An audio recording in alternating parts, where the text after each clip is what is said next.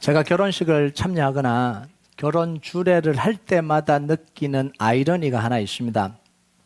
물론 저만 느끼는 거 아니라고 생각이 드는데요. 보통 결혼 서약을 할 때 이렇게 합니다. 보통 요즘은 이제 뭐 다양한 방식으로 결혼 서약을 하는데 전통적인 결혼 서약문은 이겁니다. 나는 그대를 아내 또는 남편으로 맞아 기쁠 때나 슬플 때나 부유할 때나 가난할 때나 아플 때나 병들 때나 죽음이 우리를 갈라놓을 때까지 사랑하고 아낄 것을 하나님 앞에서 서약합니다. 이 사람과 결혼하면서 아무런 조건 없이 모든 불이익을 다 받아들이고 모든 희생을 다 하고 모든 것들을 다 헌신하겠다라는 거예요.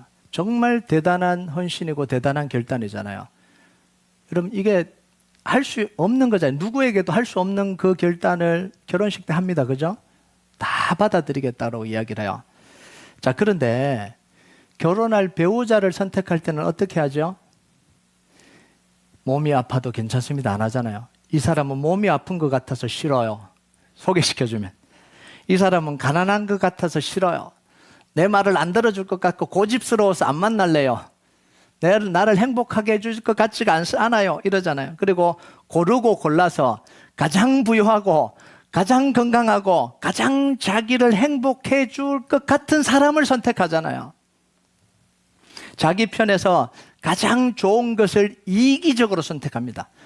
여러분 자기 배우자를 선택할 때요 가장 이기적으로 선택하잖아요.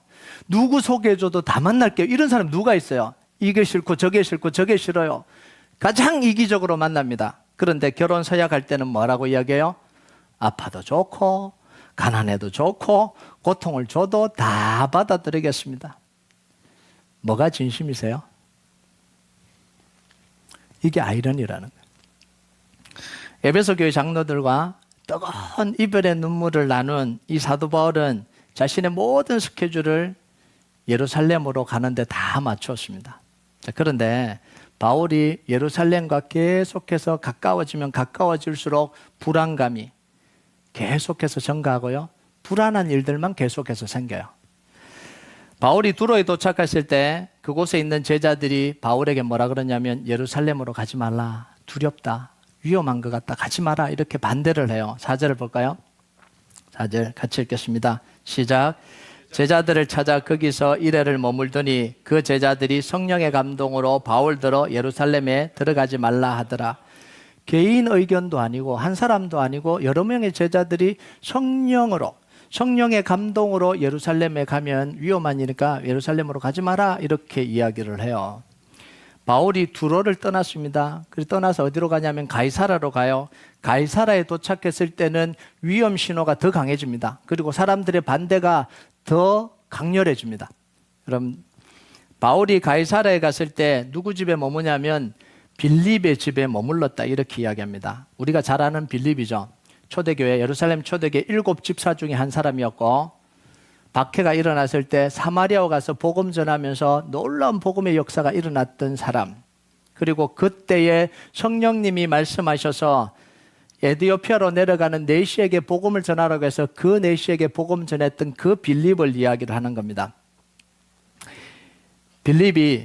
바울이 빌립의 집에 머물고 있을 때에 그때 일어났던 일을 오늘 우리에게 이야기를 해줘요. 그게 8절과 9절입니다. 8절과 9절 한번 읽어볼까요? 시작. 이튿날 떠나 가이사라에 이르러 7집사 중 하나인 전도자 빌립의 집에 들어가서 머무니라. 그에게 딸 넷이 있으니 처녀로 예언하는 자라. 자, 근데 오늘 좀 궁금한 게 이거예요.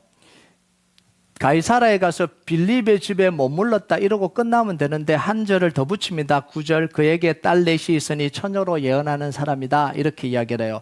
왜 이걸 언급을 할까요? 처녀로 예언하는 딸이 있다는 걸 왜 언급할까요? 바울이 빌립의 집에 머물고 있을 때 이 예언하는 딸들이 기도하면서 바울이 예루살렘에서 당할 위기와 어려움들을 이야기했다 이런 이야기입니다. 빼도 되는 걸 넣은 데는 의도가 있는 거죠. 자, 그리고 며칠 후에 아가보가 와서 결정적인 예언을 해요. 그게 10절과 11절입니다. 우리 같이 한번 읽어볼까요? 시작.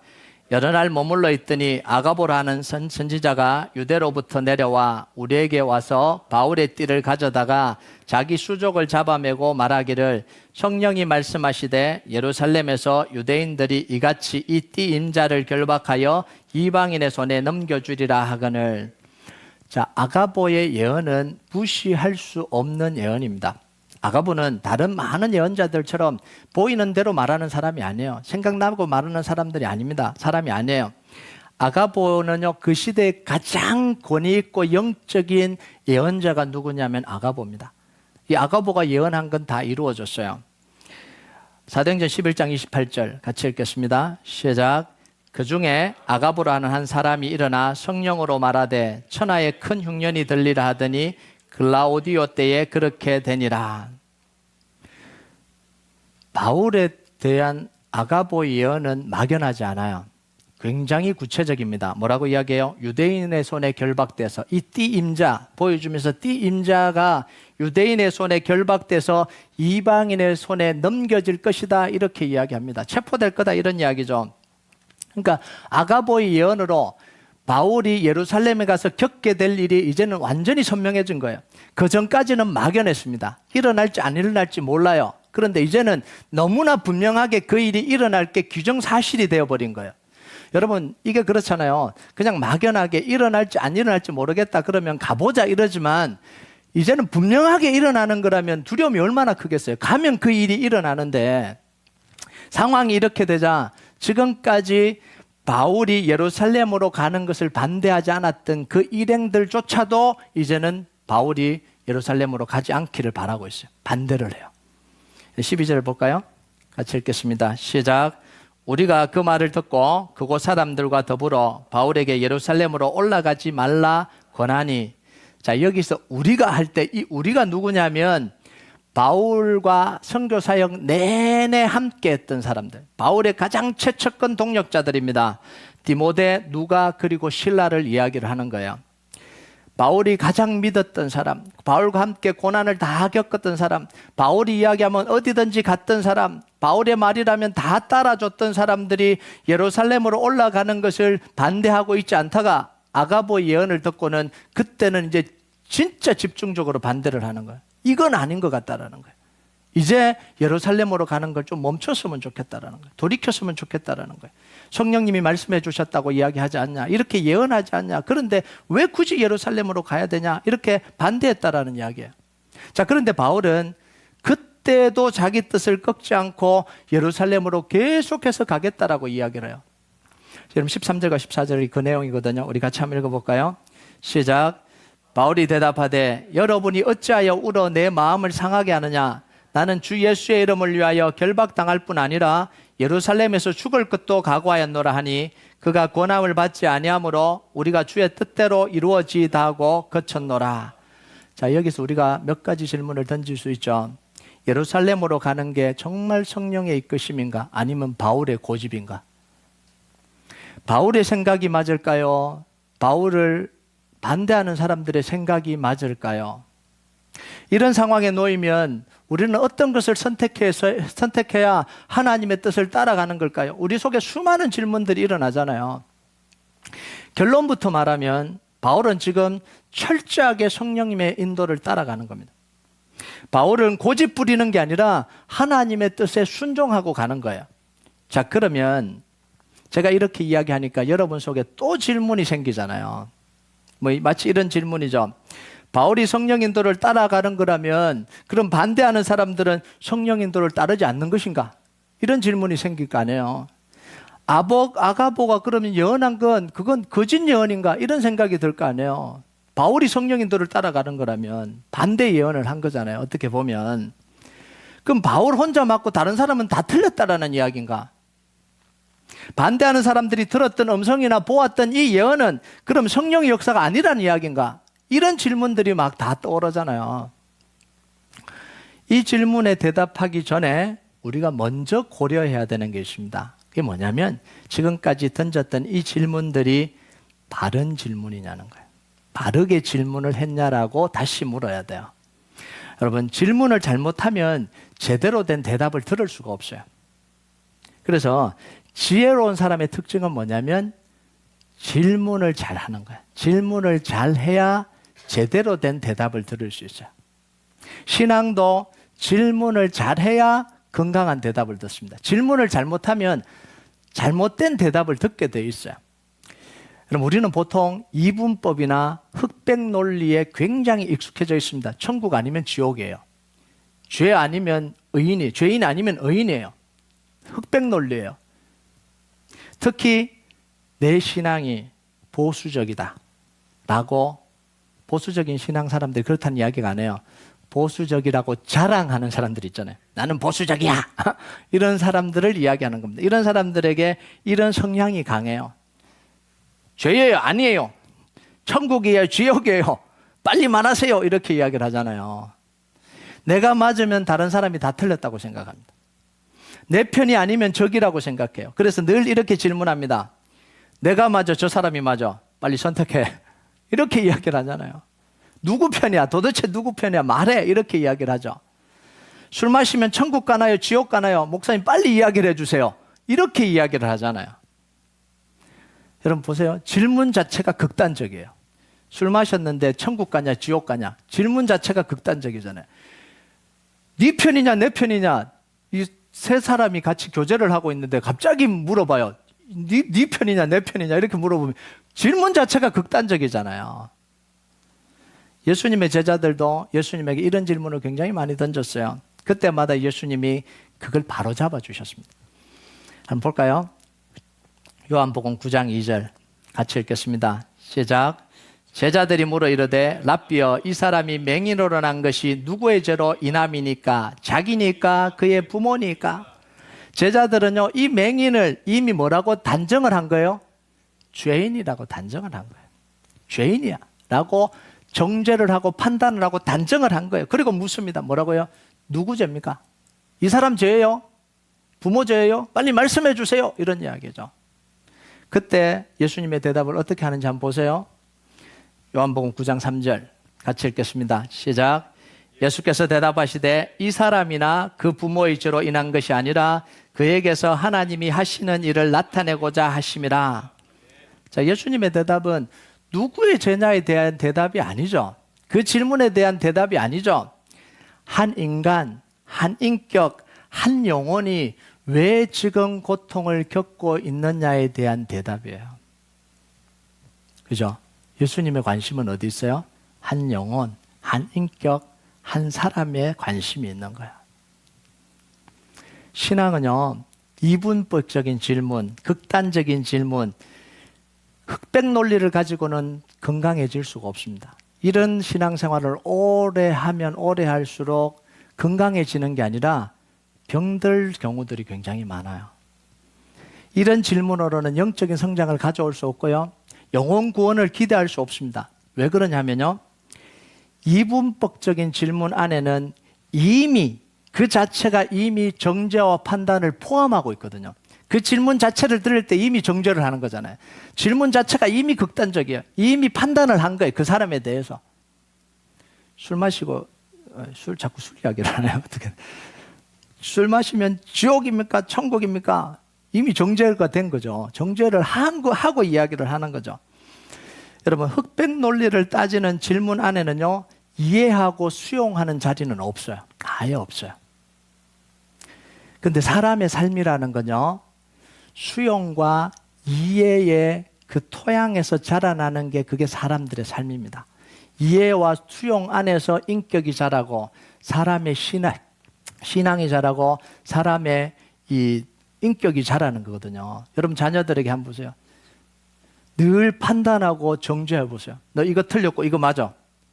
늘 그런다고 한번 생각해 보세요. 그 아이 인격이 자라겠어요? 아마 정신병 들 겁니다. 근데 우리는 늘 그렇게 생각하거든요. 하나님 이게 하나님 뜻이에요? 아니에요. 죄예요? 아니에요. 늘 이 질문을 자기에게도 던지고 다른 사람에게도 던지고 살아가는 거죠. 여러분 복음이라는 건 뭐냐면 판단과 정죄와 평가 위에 세워지는 게 복음이 아니에요. 너 십자가 믿었냐? 죄 끝. 너 말씀대로 살았냐? 너 지옥. 이게 아니죠. 이 복음이라는 게 뭐예요?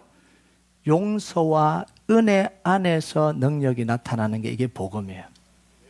근데 우리는 너무 빨리 정죄와 판단을 해버리려고 그래요. 네가 틀리면 내가 맞는 거고 내가 맞으면 네가 틀리는 거야. 내가 틀리면 내 성을 갈아치울 거야. 막 이렇게 이야기를 하잖아요. 이게 말이 안 되는 이야기를 하는 거거든요. 요한복음 8장에 보면 서기관과 바리새인들이 현장에서 간음한 여인을 잡아왔습니다. 이건 빠져나갈 수가 없어요. 현장에서 간음했기 때문에. 그리고 예수님께 데려와서 뭐라고 묻냐면 모세의 율법에 의하면 간음한 여인을 돌로 쳐 죽이라고 그랬는데 예수님은 어떻게 말할 겁니까? 이렇게 어떻게 할까요? 이렇게 물었어요. 이 질문 안에는 뭐냐면 극단적인 지금 선택을 하라는 거예요. 이 여인을 죽일까요? 모세의 율법을 어길까요? 이거예요. 이 질문 안에는. 예수님, 이 여인을 죽일까요? 모세의 율법을 어길까요? 여러분, 이 질문 안에는 수용이나 은혜나 용서가 끼어들일 자리가 없잖아요. 그래서 예수님이 전혀 다른 대답을 하시죠. 뭐라고 이야기합니까? 너희 중에 죄 없는 자가 먼저 돌로 쳐라, 이렇게 대답을 해요. 그러니까 예수님이 지금 뭐 하시는 거예요? 용서와 은혜가 끼어들일 자리를 만드시는 거예요. 이렇게 이야기를 하면 그러면 목사님 기준도 없이 그냥 다 용서하고 다 은혜를 베풀어야 됩니까? 그런 게 아니에요. 예수님은 지금 그걸 다 없애버리시려고 그런 게 아니에요. 죄를 지어도 된다, 간음해도 된다, 이 이야기를 하는 게 아니에요. 그 여인을 바라볼 수 있는, 그 여인에게 용서와 은혜가 머물 수 있는 자리를 만들어 놓으신 거예요. 그리고 그 여인을 용서하시고 보내시면서 뭐라고 이야기를 해요? 계속해서 죄 지어도 돼, 이렇게 안 하잖아요. 가서 다시는 죄를 범하지 말라, 이렇게 이야기를 하시잖아요. 예수님이 마태의 집에서 세리와 죄인들과 음식을 먹을 때도 이 바리새인들이 똑같은 반응을 보입니다. 이 죄인이라는 건 바리새인들 입장에서 봤을 때 죄인이에요. 형사법을 지은 죄인이 아니고. 어떻게 세리와 죄인들과 같이 식사할 수 있습니까? 이렇게 질문을 던졌어요. 그 질문 안에는 뭐가 들어있는 거예요? 세리와 죄인들과 단절하든지 율법을 어기든지 둘 중에 하나 선택하라, 이런 이야기예요. 그때 예수님의 대답이 뭐죠? 마태복음 9장 12절 13절 같이 읽겠습니다. 시작. 예수께서 들으시고 이르시되 건강한 자에게는 의사가 쓸데없고 병든 자에게라야 쓸데있느니라. 너희는 가서 내가 긍휼을 원하고 제사를 원하지 아니하노라 하신 뜻이 무엇인지 배우라. 나는 의인을 부르러 온 것이 아니요 죄인을 부르러 왔노라 하시니라. 예수님 지금 뭐 하시는 거예요? 세리와 죄인처럼 살아도 된다, 이런 이야기를 하는 게 아니잖아요.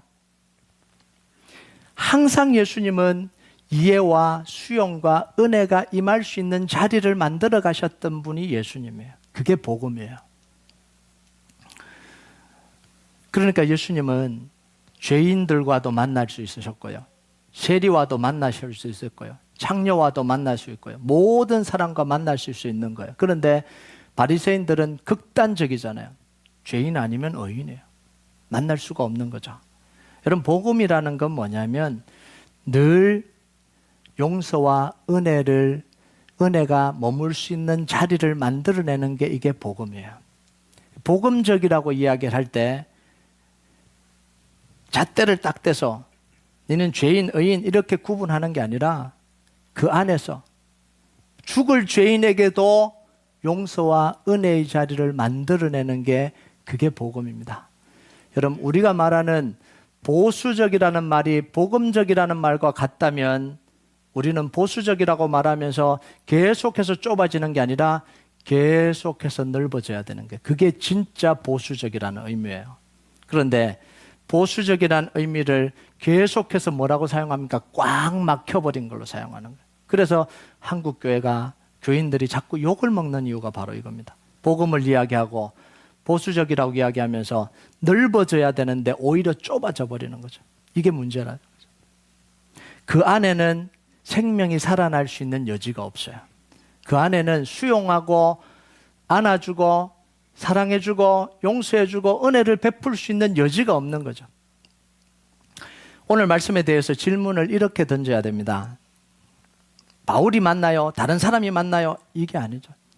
바울이 하나님의 뜻인가요? 다른 사람이 하나님의 뜻인가요? 이렇게 질문을 던지는 게 아니라 바울은 왜 모든 사람들이 만류하는데도 불구하고 그 고난의 길을, 그 두려움의 길을 스스로 걸어가려고 그랬을까요? 이렇게 질문을 던져야 되는 거예요.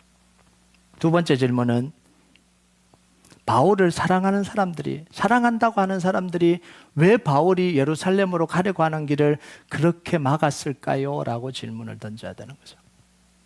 바울은 사람들의 반대에도 불구하고 자기 고집을 부린 게 아니에요. 내가 맞다라고 한 게 아니에요. 하나님이 자기를 부르신 길이 그 길이라는 사실을 너무나 잘 알았기 때문에 그래요. 그래서 위험을 무릅쓰러더라도 가고 싶은 거예요. 그 고통이 있다는 사실을 알고도 그 길을 가고 싶은 거예요. 바울조차도 왜 피하고 싶지 않겠어요? 왜 편하게 살고 싶지 않겠어요? 왜 그걸 눈 감아버리고 싶지 않겠어요? 예루살렘으로 안 가고 그건 딴 사람한테 맡기고 그냥 도망치듯이 왜 로마로 가버리고 싶지 않았겠어요? 그런데 그럴 수가 없는 거예요. 이 바울의 고백 속에요, 이런 사실이 너무나 선명하게 드러나요. 사도행전 20장 22절에서 24절까지 같이 읽겠습니다. 시작. 보라, 이제 나는 성령에 매여 예루살렘으로 가는데 거기서 무슨 일을 당할는지 나는 알지 못하노라. 오직 성령이 각성해서 내게 정언하여 결박과 환난이 나를 기다린다 하시나 내가 달려갈 길과 주 예수께 받은 사명 곧 하나님의 은혜의 복음을 증언한 일을 마치려 하면은 나의 생명조차 조금도 귀한 것으로 여기지 아니하노라. 지금 바울은 뭐라 그래? 성령에 매여서 가고 있다는 거예요.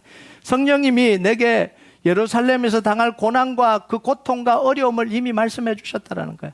이 예언자들에게 처음 들은 이야기가 아니에요. 그냥 예루살렘 가는데 그런 일이 있어? 이런 이야기가 아니에요. 이미 자기는 그 일들을 다 듣고 다 알고 있는 거예요. 그럼에도 불구하고 나는 그 길을 가야 될 수밖에 없는 거예요. 여러분, 오늘 똑같은 이야기를 반복하는 거잖아요. 13절을 보면 우리 같이 한번 읽어볼까요? 같이 읽겠습니다. 시작. 바울이 대답하되 여러분이 어찌하여 울어 내 마음을 상하게 하느냐? 나는 주 예수의 이름을 위하여 결박당할 뿐 아니라 예루살렘에서 죽을 것도 각오하였노라 하니. 바울의 대답이 한결같잖아요. 바울의 마음이 한결같잖아요. 성령의 인도를 따라서 그 길을 가려고 하는 마음이 한결같잖아요. 자, 그러면 반대하는 사람들은 왜 바울을 반대했을까요? 바울이 따라가려고 하는 게 너무나 분명하고 계속해서 말하고 있는데도 왜 반대했을까요? 바울을 너무 사랑하고 아끼니까 그런 거예요. 내가 사랑하고 내가 아끼는 이 바울이 힘들고 고난이 따른다는 그 길을 가려고 하는 게 너무 걱정이 되는 거예요. 그 길을 그냥 보내고 싶지가 않는 거예요. 바울을 사랑하고 걱정했던 사람들이 바울을 위해서 기도할 때에 성령님이 바울 앞에 놓일 수 있는 위험에 대해서 말씀해 주시는 거예요. 이게 당연한 거잖아요. 자기가 정말 사랑하고 아끼는 사람을 위해서 기도할 때 성령님이 그에 대해서 말씀해 주시는 게 그게 당연한 거잖아요. 그래서 들어있는 제자들에게 성령으로 말씀을 해 주시는 거예요. 바울에게 이런 위험이 따를 수 있다라고 알려주신 거죠. 말씀해 주시는 거죠. 전도자 빌립의 딸들이 기도하는 가운데 성령님이 그 마음을 알려주시는 거예요. 왜? 한 성령 안에서 우리가 있잖아요. 그럴 수 있죠. 아가보를 통해서 성령님이 예루살렘에서 바울에게 일어날 일을 구체적으로 말씀을 해주시는 거죠.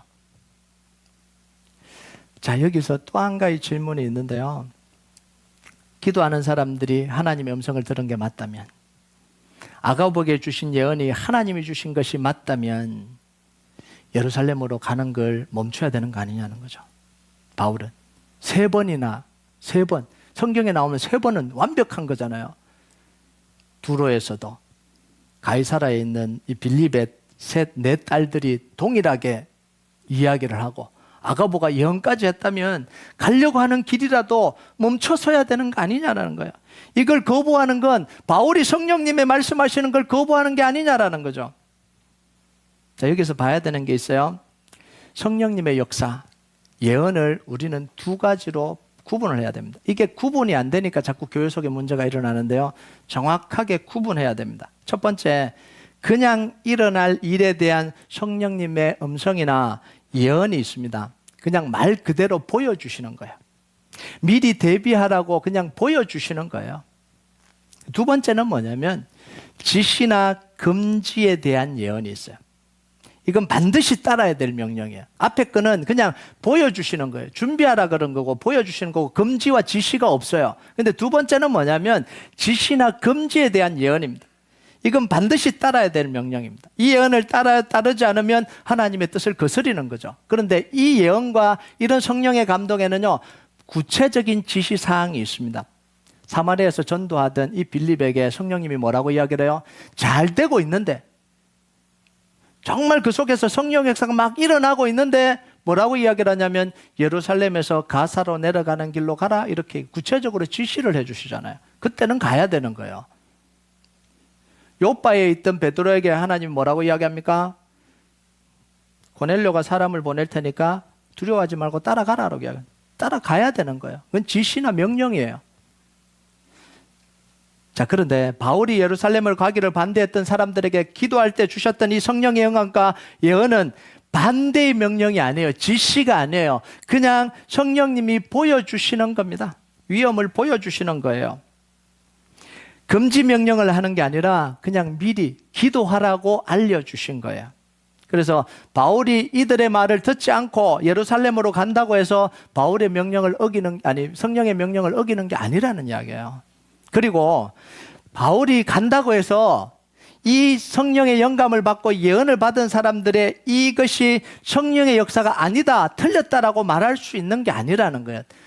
동일하게 하나님이 성령 가운데서 역사하신 일이에요. 컨플릭이 일어나지 않는 일이라는 거예요. 그런데 우리는 그냥 보여주시는 성령의 은사와 성령의 보여주심과 지시를 자꾸 짬뽕해서 말해요. 내가 뭘 봤다라는 거예요. 뭘 이렇게 했는데 당신 하지 마라는 거예요. 그 하지 마라까지는 안 했거든요. 하지 마라는 누구 말이에요? 자기 말이에요. 성령님이 지시한 게 아니에요. 그렇게 하면 이제 문제가 생기는 거죠.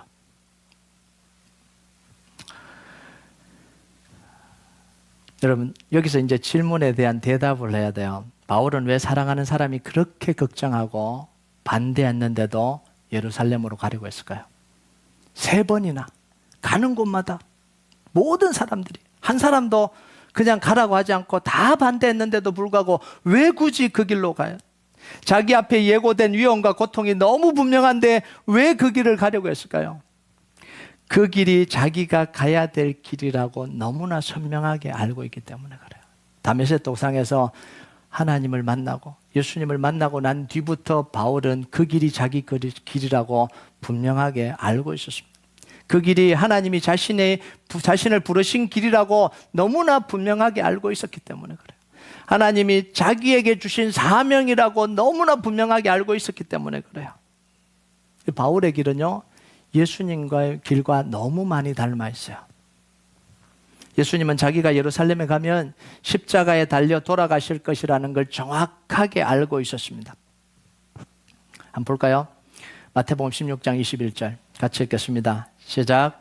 이때로부터 예수 그리스도께서 자기가 예루살렘에 올라가 장로들과 대제사장들과 서기관들에게 많은 고난을 받고 죽임을 당하고 제3일에 살아나야 할 것을 제자들에게 비로소 나타내시니, 예수님은요, 예루살렘에 가면 붙잡혀 죽을 거라는 사실을 너무나 알았어요. 예루살렘에 가실 때마다 죽이려고 하는 그 음모를 몸으로 다 체험했어요. 그래서 제자들에게 이야기도 했습니다. 예루살렘에 가면 누가 어떻게 자기를 잡아서 어떻게 고난을 주고 십자가에 달릴 거라는 사실을 너무나 잘 알고 있었습니다. 그러니까 제자들이 반대를 했죠. 예수님 가면 안 됩니다. 절대로 가면 안 됩니다. 이렇게 이야기를 하죠. 그런데 예수님이 때가 되니까 피하지 않으시고 스스로 예루살렘으로 가는 길을 선택하십니다. 누가복음 9장 51절 같이 읽겠습니다. 시작. 예수께서 성천하실 기약이 차감해 예루살렘을 향하여 올라가기로 굳게 결심하시고, 자, 여기서 뭐라고 표현해요? 굳게 결심하시고. 때가 되니까 예수님이 그냥 예루살렘 가셨다가 아니에요.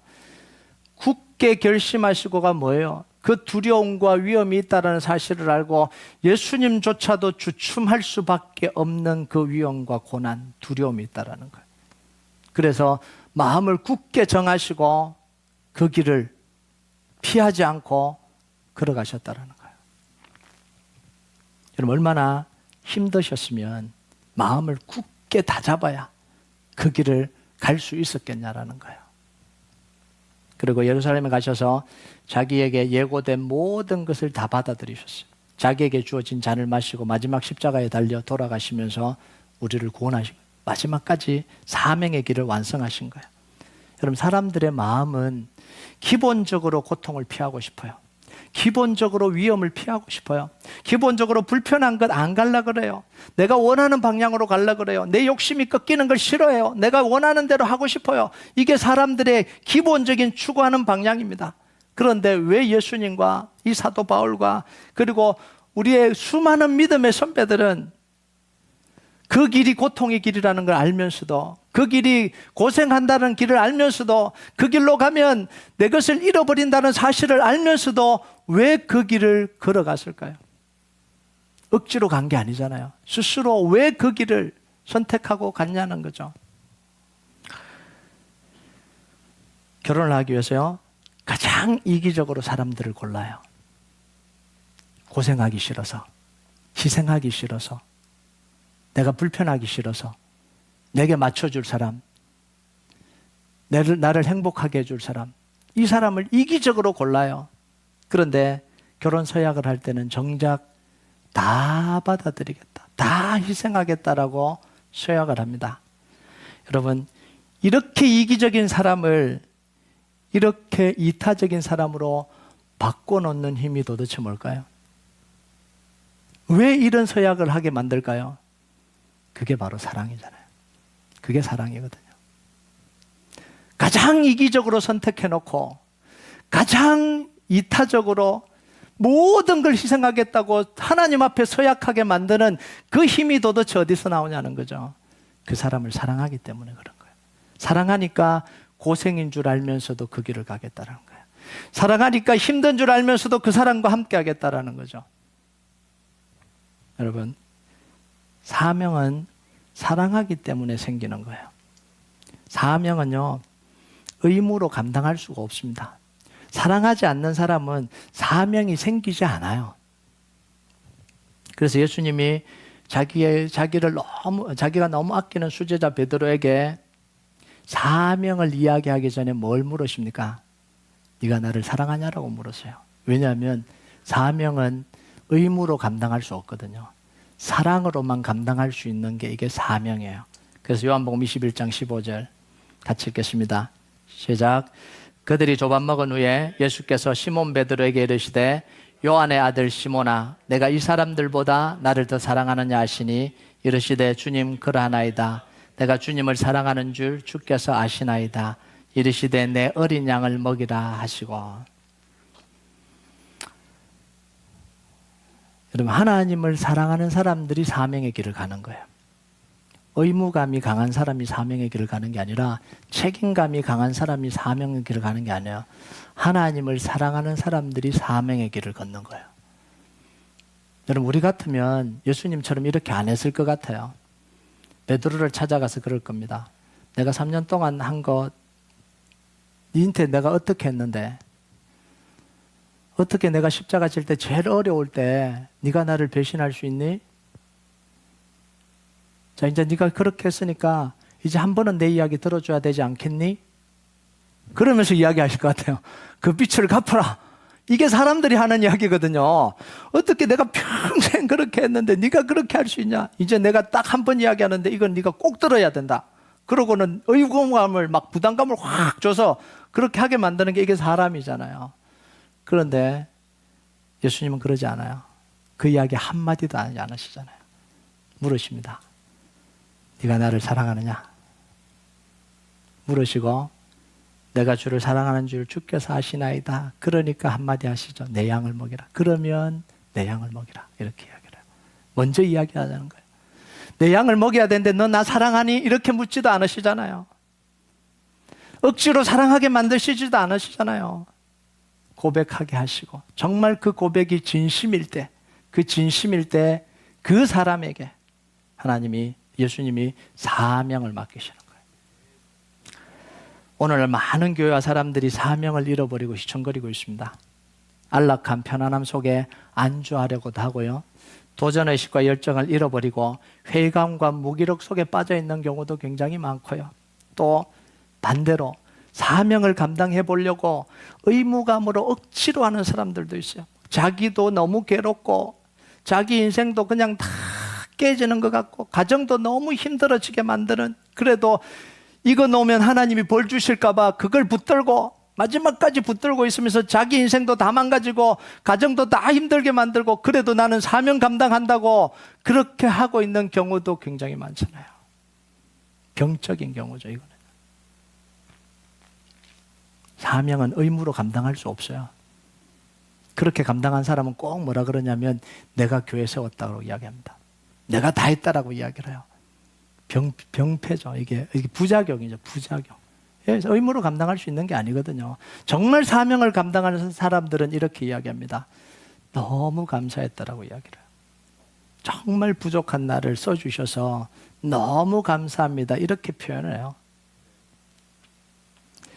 우리의 힘으로 다시 열정과 도전의식 불러일으킬 수 없어요. 하나님의 사랑과 성령의 능력이 우리로 하여금 다시 일어나게 만듭니다.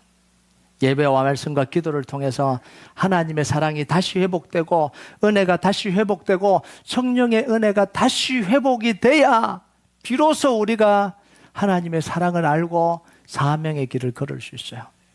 여러분, 이 사랑은요 그냥 사람들에게 구걸하는 그 사랑이 아니에요. 누가 도와줘서 사랑을 느낀다, 이 사랑으로는 사명 감당할 수 없어요. 누가 나 좀 사랑해 줬으면 좋겠다, 누가 왜 나를 사랑해 주지 않냐, 여러 사람이 3명만 나가서 사랑한다고 말해주면 내가 힘이 날 텐데, 이 사랑으로는요 사명 감당할 수 없어요. 그 사랑과는 차원이 다른 사랑이에요.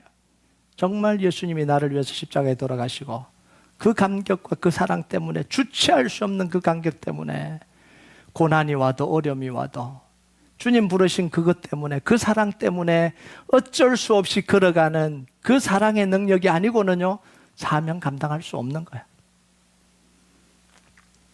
여러분, 하나님은요 자기를 사랑하는 사람을 끝까지 지켜주십니다. 우리가 사명의 길을 걸어도 괜찮은 이유가 바로 이거예요. 여러분, 시편 91편 14절 15절 한번 볼까요? 같이 읽겠습니다. 시작. 하나님이 이르시되 그가 나를 사랑한즉 내가 그를 건지리라. 그가 내 이름을 안즉 내가 그를 높이리라. 그가 내게 간구하리니 내가 그에게 응답하리라. 그들이 환난 당할 때에 내가 그와 함께하여 그를 건지고 영화롭게 하리라. 여러분, 이 약속대로 하나님은 바울이 예루살렘으로 갔을 때 지키시고 보호해 주셨어요. 그 어려운 중에도 보호해 주셨죠. 로마로 가는 그 모든 환난 가운데도 다 건져주시고 네가 가이사 앞에 설 때까지 내가 지켜주겠다라고 약속해 주잖아요. 저는 이 약속의 말씀을 믿어요. 그래서 늘 하나님 앞에 사랑한다라고 고백하고도 아깝지가 않는 거예요. 사람들에게 이렇게 사랑하면 배신당하고, 이렇게 사랑하면 실망하고, 이렇게 사랑하면 다 잃어버릴지 모르지만 우리 주님은 이렇게 사랑해도 우리를 끝까지 지키는 분이기 때문에 우리의 사랑은 헛되지가 않는 거예요. 여러분, 아무도 빼앗을 수 없는 주님의 사랑을 경험하시고요, 아무도 막을 수 없는 사명의 길을 걷는 축복이 있길 주님의 이름으로 축복합니다. 우리 같이 찬양하도록 하겠습니다. 이 찬양 하나님 앞에 좀 올려드립시다. 예수의 길, 그 좁은 길 나는 걷네. 주 손잡고 그 무엇도 두렵지 않네. 주님 주신 약속 내게 있으니. 우리가 이 고백을 하나님 앞에 좀 올려드렸으면 좋겠습니다.